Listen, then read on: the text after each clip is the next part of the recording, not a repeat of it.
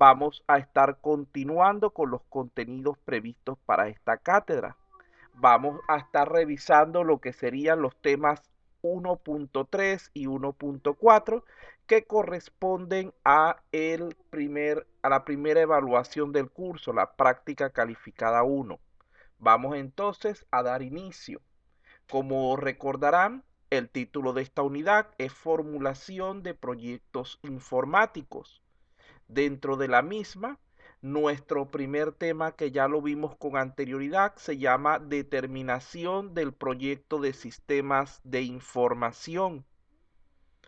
En base a ello, nosotros consideramos varios aspectos importantes. Esto no, hablamos de la estructura que podía tener un sistema de información, hablamos de modelos entidad-relación y otros aspectos relacionados. Hablamos también acerca de la pirámide organizacional y algunos de los niveles que podemos nosotros utilizar dentro del desarrollo de un proyecto web.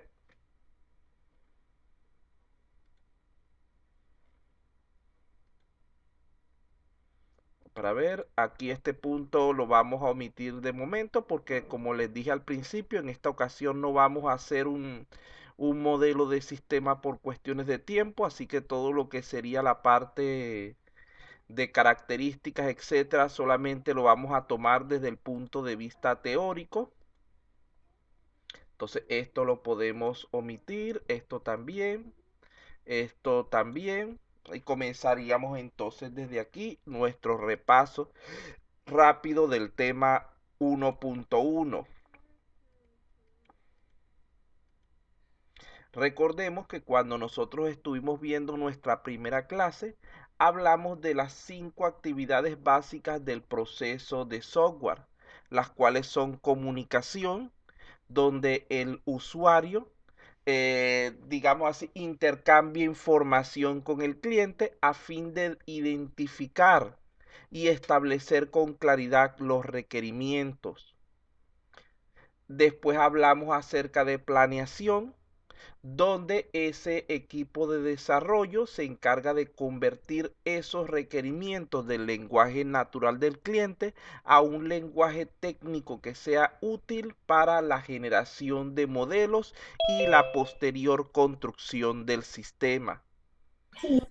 Seguidamente hablamos de lo que es la actividad llamada modelado, la cual nos permitía pasar esos contenidos del lenguaje técnico a un lenguaje gráfico, con el fin de generar distintos tipos de diagramas para que sean útiles durante la construcción de nuestro sistema. La etapa llamada o la actividad llamada construcción básicamente lo que realiza es el proceso de codificación del sistema, es decir, pasarlo a algún lenguaje de programación, y está vinculado con el inicio de las pruebas. Finalmente, la etapa de despliegue es cuando llevamos ese sistema hacia lo que es la empresa para que pueda ser primeramente probado y aceptado, y luego para que pueda ser utilizado en los propósitos para los cuales fue establecido.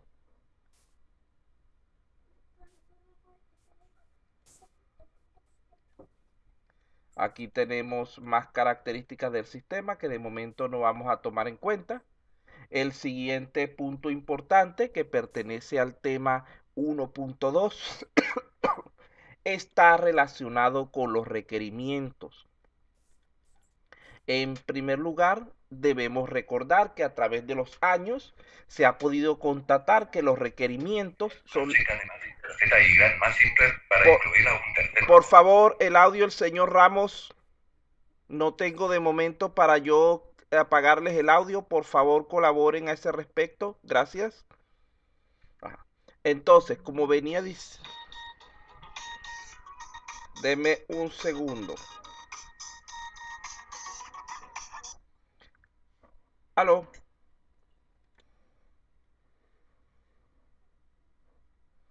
Listo, continuamos entonces después de algunas interrupciones, vamos a seguir. Bueno, como veníamos diciendo, los requerimientos son la pieza fundamental en cualquier proyecto de desarrollo de software, ya que marcan el punto de partida para las diversas actividades que se van a realizar en el mismo.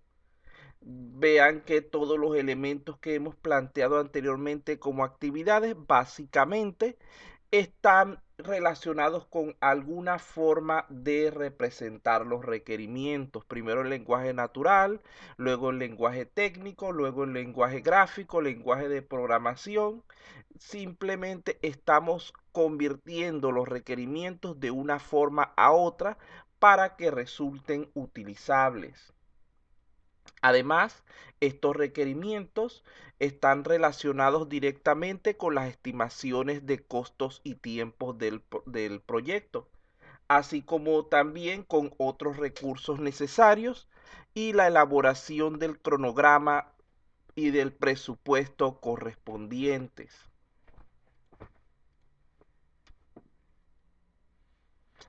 Además de esto, debemos tener en cuenta que la especificación de requerimientos es la base que va a permitirnos verificar si se alcanzaron o no los objetivos propuestos,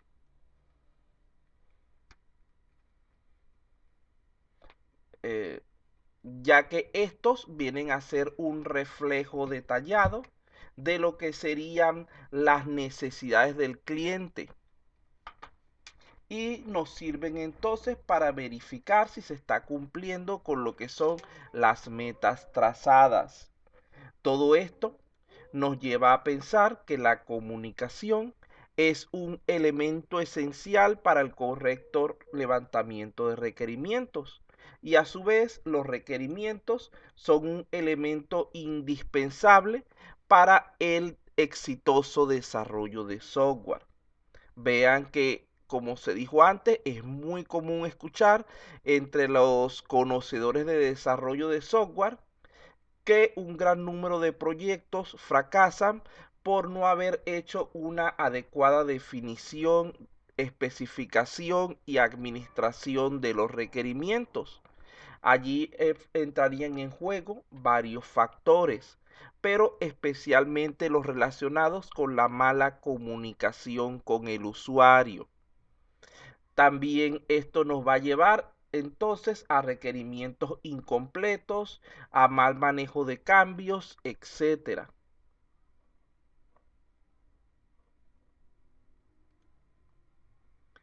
Luego de aquí estuvimos presentando varios conceptos de lo que era un requerimiento.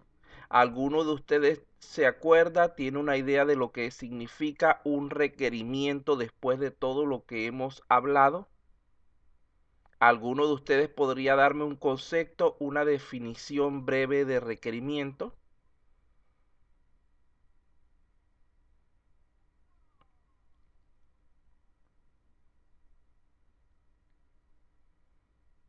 ¿Están allí? Para ver si yo prendí el audio. Sí, sí prendí el audio.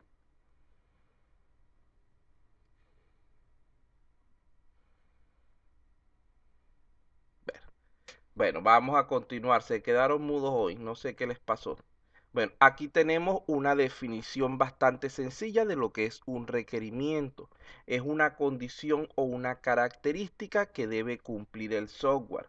Algo que es muy importante recordar aquí es que el requerimiento no solamente es una función que debemos construir, también puede ser una limitación que debemos respetar. Ambos tipos de propuestas entran fácilmente dentro de lo que es el concepto de requerimientos. Fíjense que tal como se plantea, aquí está la imagen, pensé que no la había puesto. Tal como se plantea en esta imagen, el requerimiento puede ser tanto una restricción como una función. Por otra parte, algo bastante importante para cuando presenten su examen es tener en cuenta estos conceptos acerca de las características de un requerimiento. La primera, que es sumamente importante, sería que los requerimientos siempre deben ser especificados por escrito.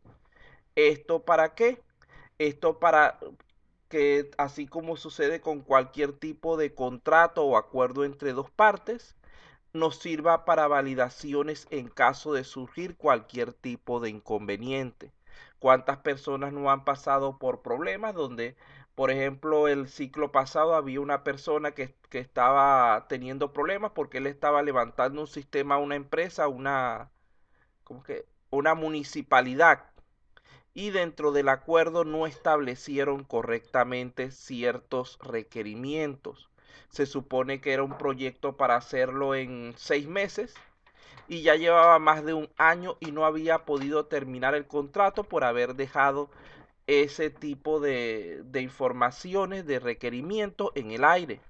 Entonces, el requerimiento, el establecerlos por escrito, es beneficioso no solamente para el desarrollador al garantizarle que se limita el trabajo que va a hacer, sino también para el usuario, porque le permite garantizar que tendrá una herramienta de validación respecto a lo que se supone que debería haber realizado el desarrollador. En segundo lugar, debemos ser conscientes de que los requerimientos siempre deben ser posibles de probar o verificar. Si un requerimiento no se puede comprobar, no se puede validar, entonces, ¿cómo podemos saber nosotros si se cumplió o no? Entonces, debe ser algo que sea validable, que sea verificable. En tercer lugar, tenemos que todo requerimiento debe ser consistente. Este es uno de los términos donde generalmente se confunden un poco.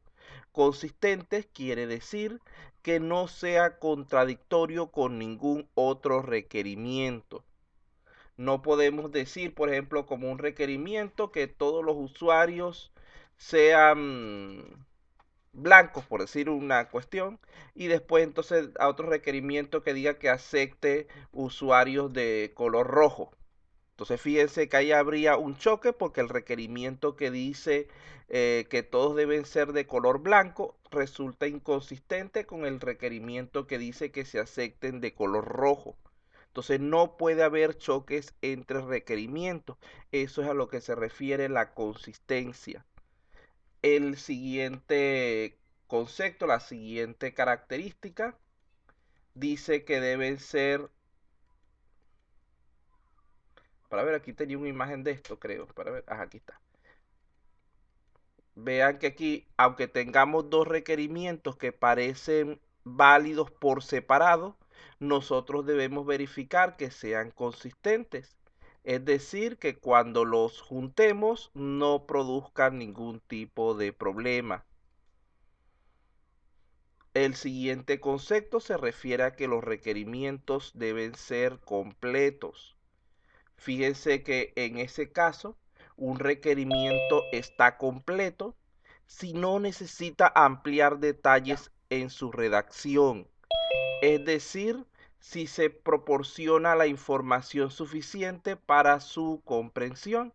Vean que aquí puede suceder en este caso que si le falta una pequeña porción de información a cada requerimiento, cuando comencemos a trabajar con todos ellos juntos, podríamos tener grandes vacíos que nos llevaran a lo que serían errores, a pesar de que inicialmente cada uno de estos requerimientos pareciera correcto, pero por pequeñas faltas, por pequeñas fallas en cuanto a los contenidos, a la información, podríamos llegar a situaciones como esa. También el requerimiento debe ser conciso. Se dice que un requerimiento es conciso cuando es fácil de entender y de leer. Esto significa que su redacción debe ser simple y clara para aquellos que vayan a consultarlo en el futuro. Esto significa que el requerimiento en donde está su descripción inicial debe ser planteado desde el punto de vista del usuario en lenguaje natural, no en un lenguaje tan técnico, no en un lenguaje tan técnico que nos impida que esas personas que realmente van a acceder a ese requerimiento sean capaces de entenderlo, porque esto podría crear diversos tipos de conflictos. Por último, me faltaba la característica que dice que los requerimientos no deben ser ambiguos. Aquí estamos hablando de que decimos que un requerimiento es ambiguo cuando tiene varias interpretaciones.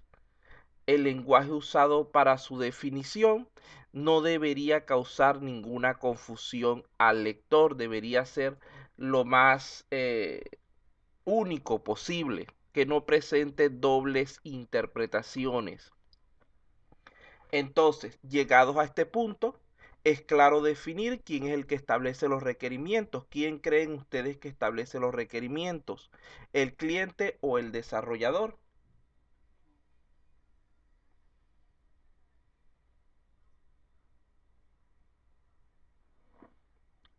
Y no están prestando atención, muchachos. No sé qué pasa, que no veo que reaccionen. Bueno, vamos a El continuar. cliente. El cliente, efectivamente. Los requerimientos los establece el cliente. El cliente es el que sabe qué es lo que necesita realmente.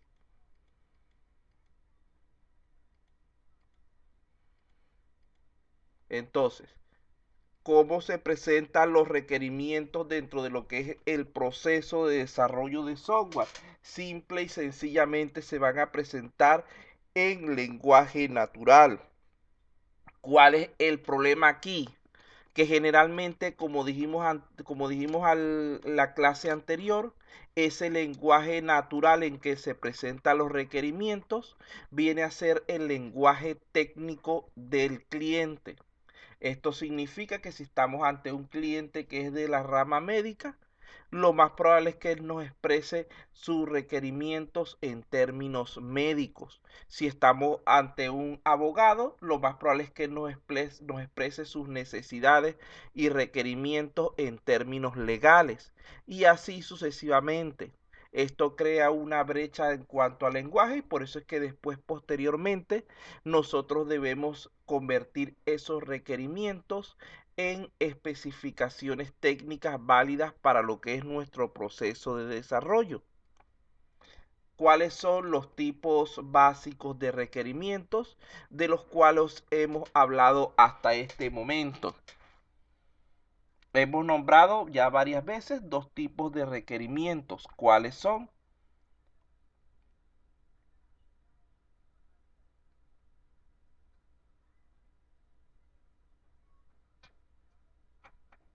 Funcionales y no funcionales. Ajá.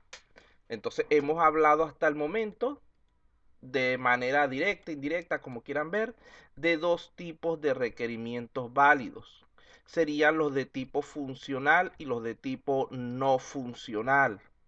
Cuando hablamos de requerimientos funcionales, son aquellos que van a definir las operaciones que el sistema debe ser capaz de realizar.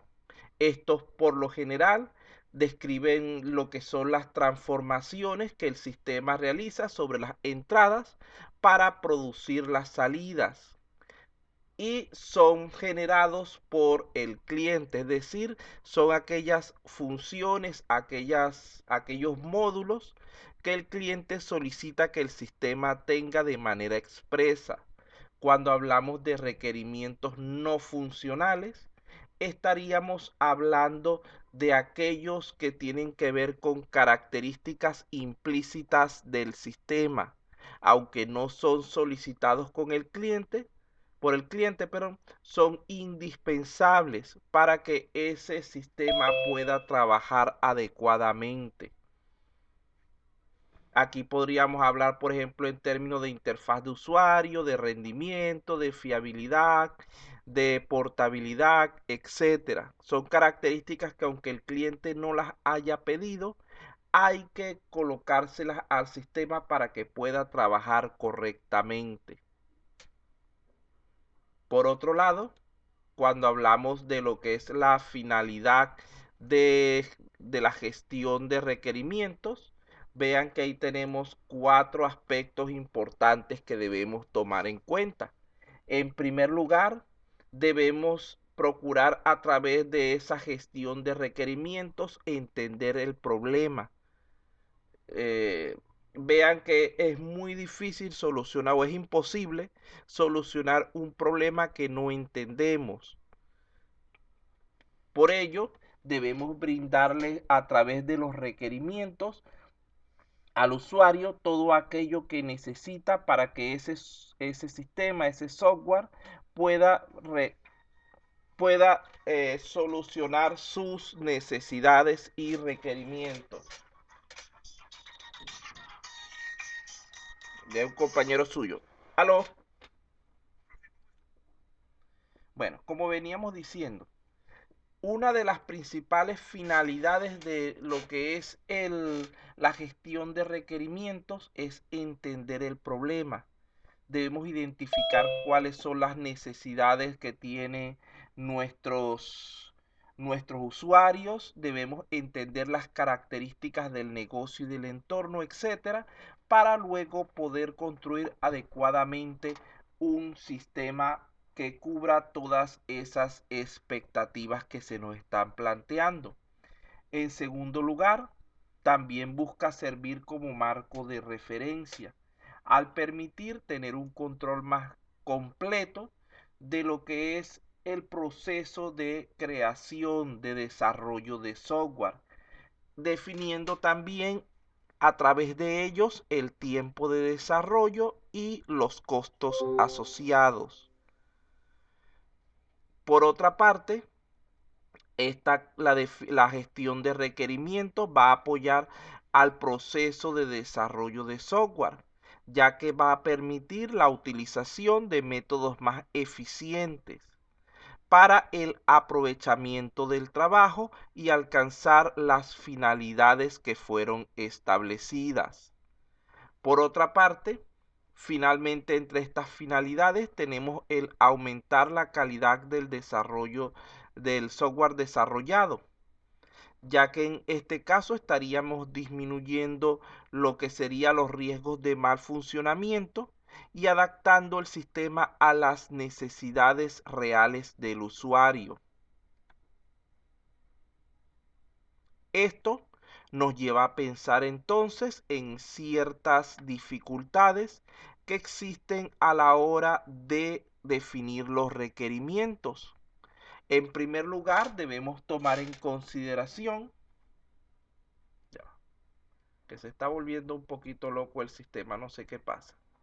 Bueno, debemos tomar en consideración que los requerimientos no son obvios y pueden provenir de muchas fuentes.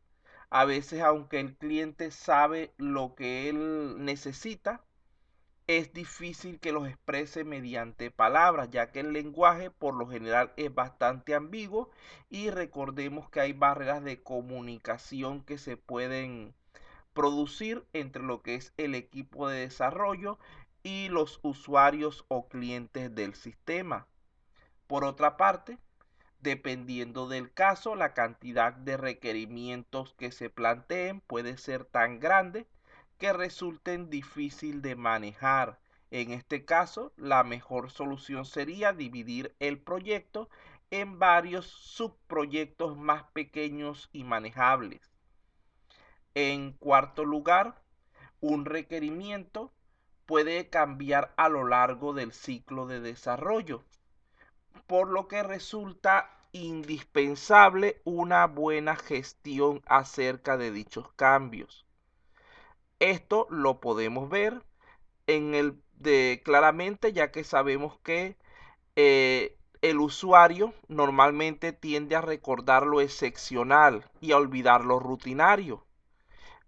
Esto es contraproducente dentro del desarrollo de software, porque recuerden que la intención o la idea normalmente cuando desarrollamos sistemas de software es cubrir procesos repetitivos, procesos rutinarios, porque estos son los que van a permitir que ese costo de desarrollo vaya siendo cubierto mediante el uso.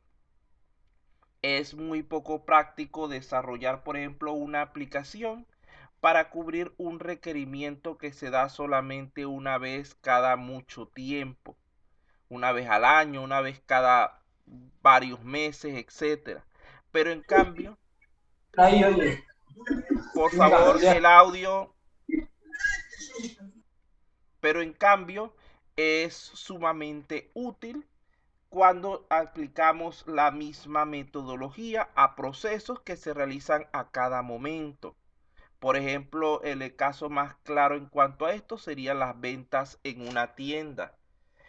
El proceso de ventas, ustedes ven que puede darse, por ejemplo, el caso de Totos o una tienda de esas grandes, que cada instante se está produciendo una operación de ventas. Estas son operaciones repetitivas, las cuales van a llevarnos a final de cuentas a reducir el esfuerzo mediante el desarrollo de un sistema.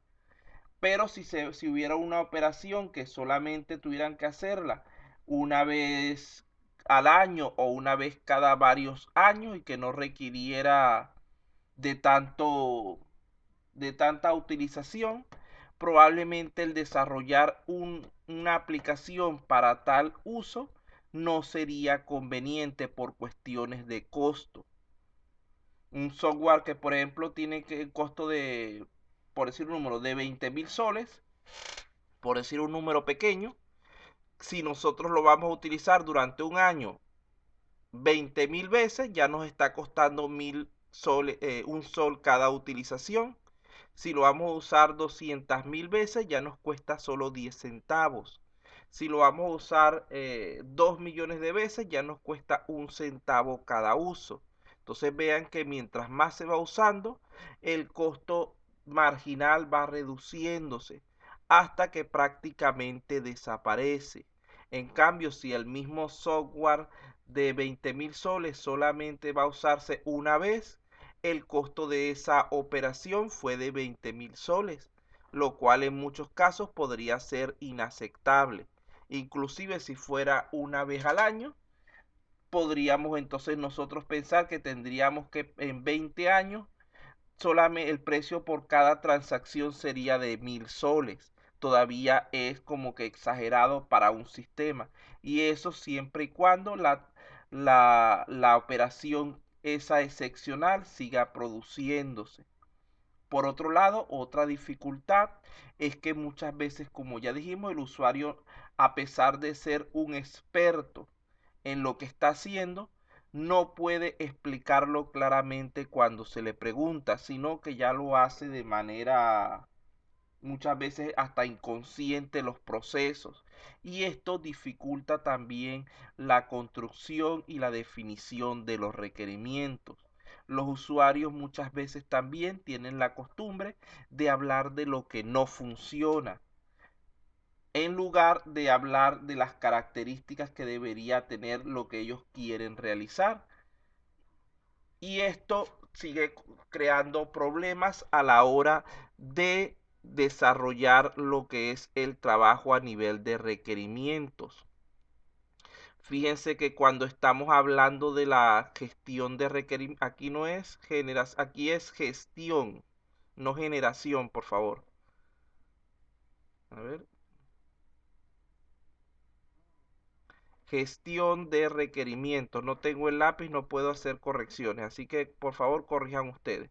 Bueno, cuando estamos hablando de la gestión de requerimientos, básicamente debemos hacer referencia a tres procesos fundamentales, que son la obtención o identificación del requerimiento, la cual generalmente se produce mediante una actividad de comunicación, donde el usuario va planteando las diversas necesidades y características que debe cumplir el sistema y vamos haciendo un listado de todas ellas.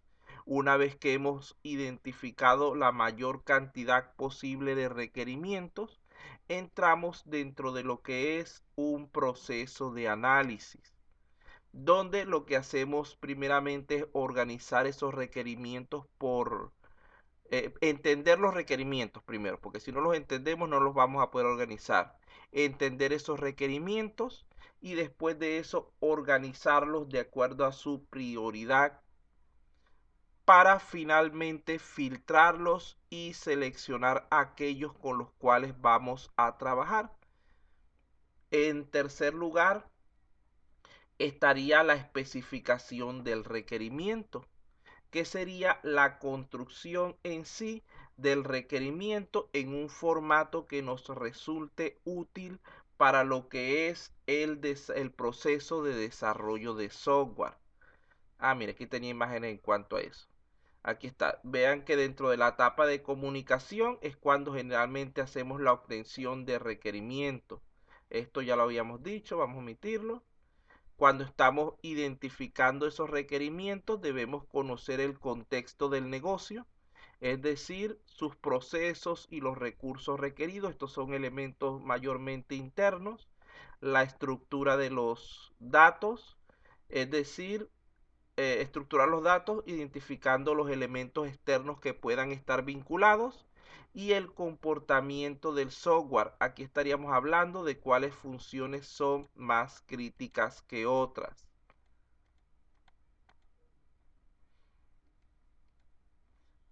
Cuando hablamos de la parte de análisis, normalmente este proceso se da durante la actividad de planeación, que, como habíamos dicho originalmente, nos lleva a convertir esos requerimientos del lenguaje natural del cliente a nuestro lenguaje técnico de desarrollo. Vean que cuando estamos hablando de especificaciones, nosotros podemos utilizarlas a través de casos de uso, de historias de usuario o de formatos tipo tabla.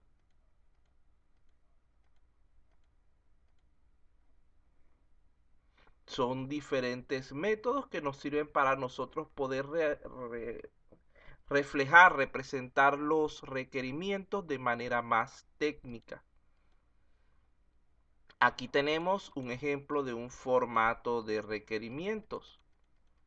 Creo que esto ya lo habíamos visto anteriormente. Si tienen alguna duda me preguntan. De todas maneras vamos a explicarlo de manera breve.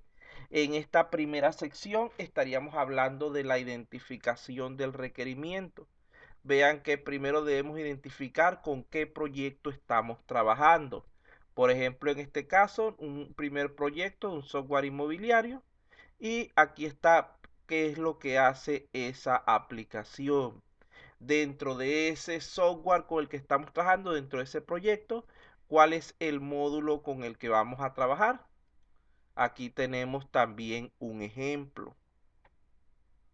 Luego, dentro de ese módulo, vamos entonces a definir cuál va a ser el requerimiento específico que vamos nosotros a trabajar. Ya hasta ese punto estaríamos en la parte de identificación. Por eso es que tracé allí la línea. Una vez que hemos identificado el requerimiento, lo siguiente sería analizarlo. Debemos pensar si ese es un requerimiento obligatorio o un requerimiento opcional. Debemos pensar cuáles son los prerequisitos de ese requerimiento, es decir, los elementos, los componentes que deberíamos cumplir antes de poder poner en uso eso. Por ejemplo, si el requerimiento es precio, no tiene realmente otro requerimiento, sino que la persona esté registrada para realizar una compra. No podríamos poner y en el caso de lo que es las dependencias, de nuestro precio podría depender si es un software inmobiliario el tamaño de la casa, la ubicación, la cantidad de habitaciones, los servicios que va a incluir, etcétera. El nivel de acceso lo que nos indica es qué tipo de usuarios van a poder realizar esa función.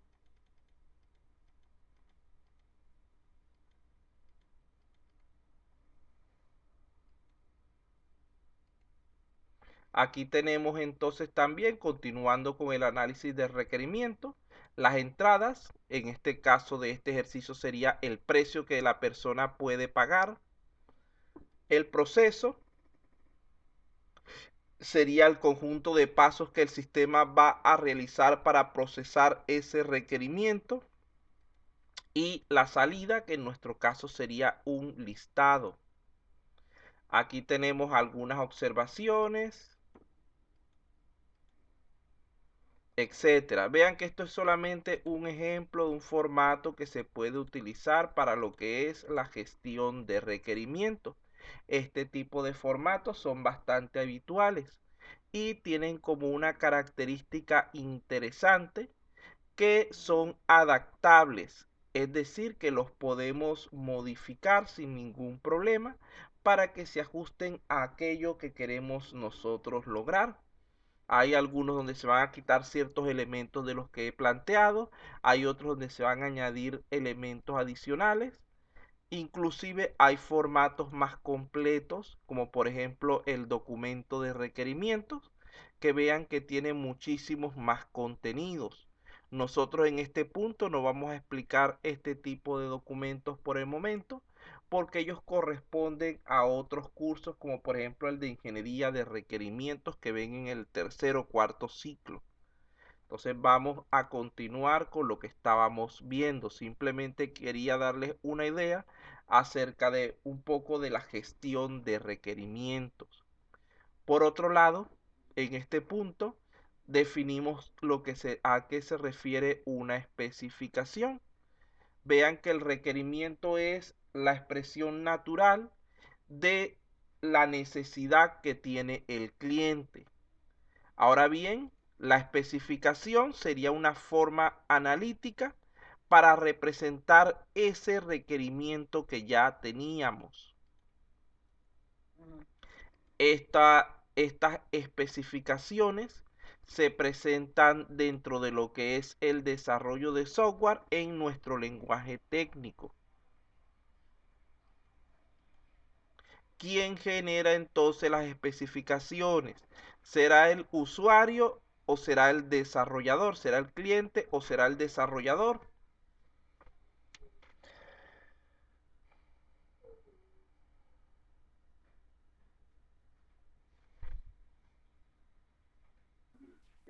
Desarrollador. El desarrollador se encarga de generar lo que son las especificaciones. Nuevamente repito, el cliente genera los requerimientos. Él le indica al equipo de desarrollo qué es lo que necesita. Pero ese equipo de desarrollo debe convertir eso a su lenguaje técnico en formato de especificaciones.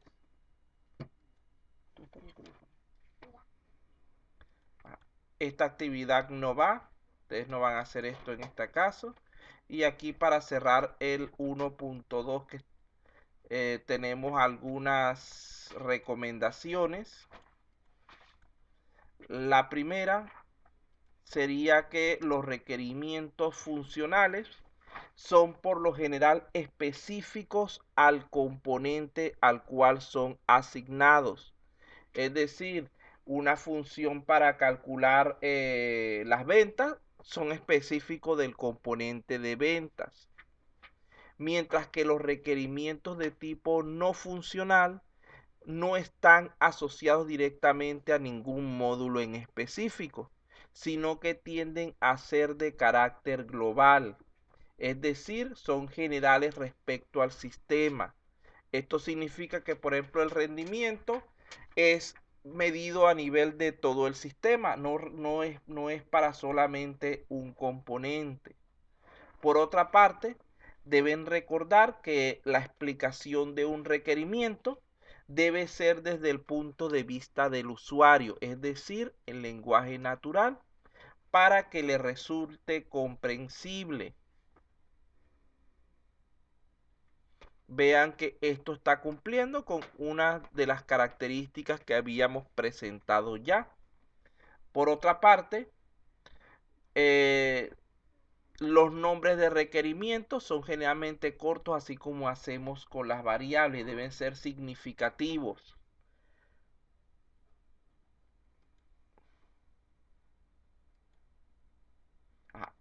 Además de esto, una vez definidos los requerimientos iniciales, estos pueden ser divididos en otros más simples para generar un mejor desarrollo del sistema. Por ejemplo, allí tenemos uno en la pantalla.